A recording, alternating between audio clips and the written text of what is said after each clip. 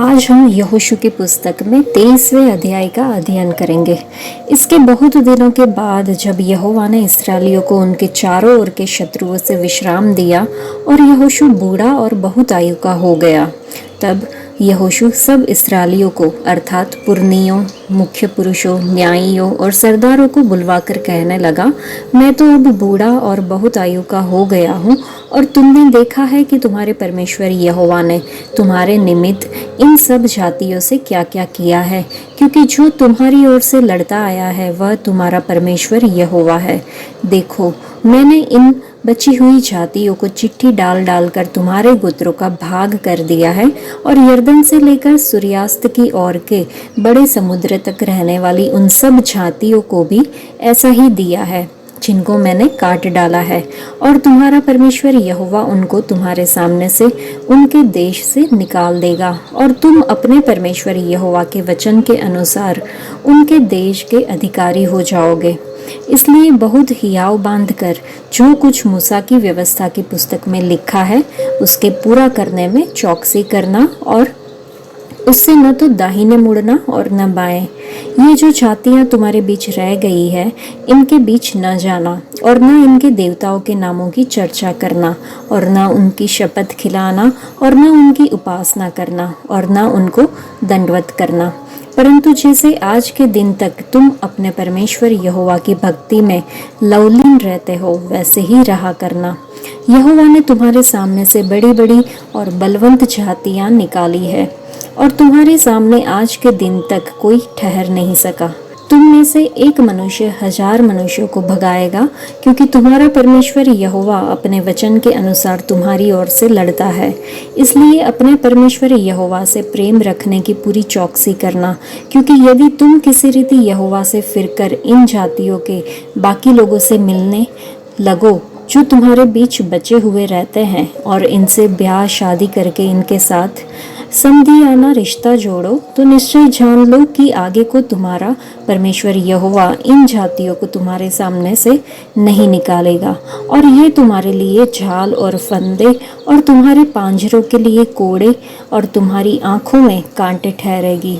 और अंत में तुम इस अच्छी भूमि पर से जो तुम्हारे परमेश्वर यहोवा ने तुम्हें दी है नष्ट हो जाओगे। सुनो, मैं तो अब सब संसारियों की गति पर जाने वाला हूँ, और तुम सब अपने अपने हृदय और मन में जानते हो कि जितनी भलाई की बातें हमारे परमेश्वर यहोवा ने हमारे विषय में कही उनमें से एक भी बिना पूरी हुए नहीं रही।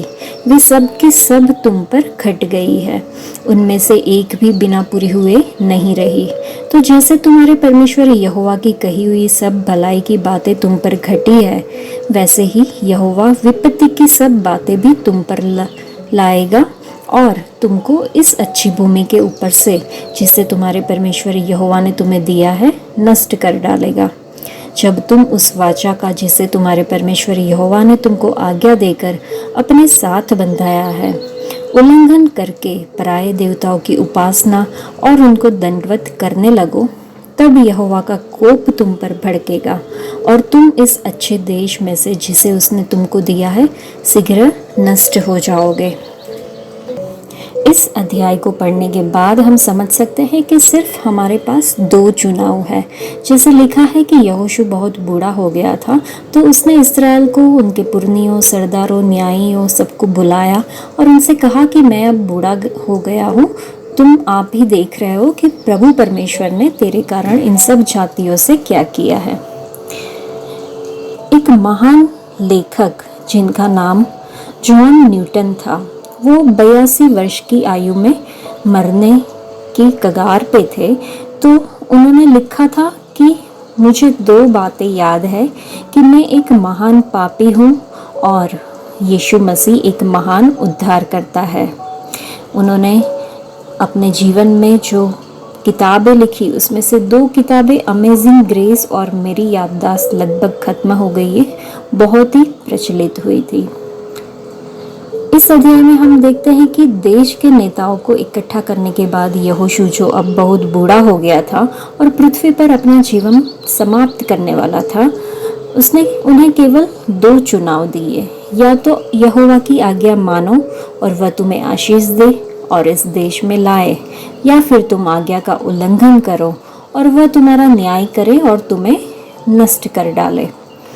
तो इज़राइल के परमेश्वर की आज्ञा का उल्लंघन करने का जो विकल्प था वो उन्होंने चुना और भूमि से पूरी तरह से हटा दिया गया।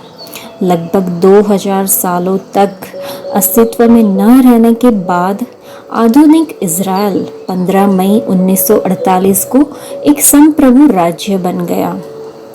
रोमन, जिन्होंने 135 एडी में उसका नाम फिलिस्तीन रखा था, उसको पूरी तरह से उसको मानचित्र से हटा दिया था।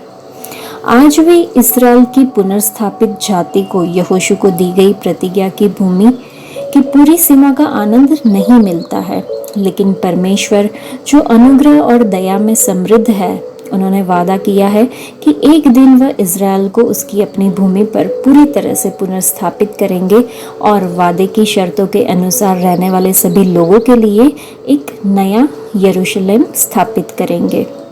यूहन्ना ने प्रकाशित वाक्य में घोषणा की कि और मैंने पवित्र शहर यानी नया यरूशलेम को स्वर्ग से परमेश्वर के पास से आते देखा। अपने दुल्हे से मिलने के लिए सजी धजी दुल्हन की तरह वह तैयार और सजी धजी थी। तो क्या आप इस वादा की गई नई भूमि की आशा में जी रहे हैं? और क्या आप दूसरों को इस नई भूमि में प्रवेश करने के पहले एकमात्र चुनाव करने के लिए मसीह की ओर लेके आते हैं? एक और चीज़ हमने देखी, लिखा है, तुम्हारे परमेश्वर यहोवा ने तुम्हारे विषय में जो अच्छी बातें कही है उनमें से एक भी निष्फल नहीं गई। पवित्र शास्त्र बाइबल परमेश्वर के वादों से भरी हुई है। ये वादे फायदे के लिए है, न कि उनके बच्चों के विनाश के लिए। ये वादे विफलताओं और कमजोरियों के खिलाफ प्रोत्साहन प्रदान करते हैं। वे अनिश्चितताओं और परीक्षणों के सामने आशा देते हैं। हालांकि कभी कभी हम चाहते हैं कि परमेश्वर अपने वादों को तुरंत पूरा करे। परमेश्वर को समय लगता है ताकि सब कुछ निश्चित रूप से उनके नियत समय पर हो। इसके अलावा हमें यह समझने की आवश्यकता है कि परमेश्वर के वादे हमारी इच्छाओं से कहीं अधिक गहरे हैं। अक्सर हमारी सबसे बड़ी इच्छाएं परमेश्वर के वादों से बहुत कम रह जाती है। शारीरिक इच्छाएं आमतौर पर अस्थायी होती है, जो कि भौतिक इच्छाएं होती है, जो इस दुनिया के अस्थायी लाभ प्राप्त करने पर केंद्रित होती है।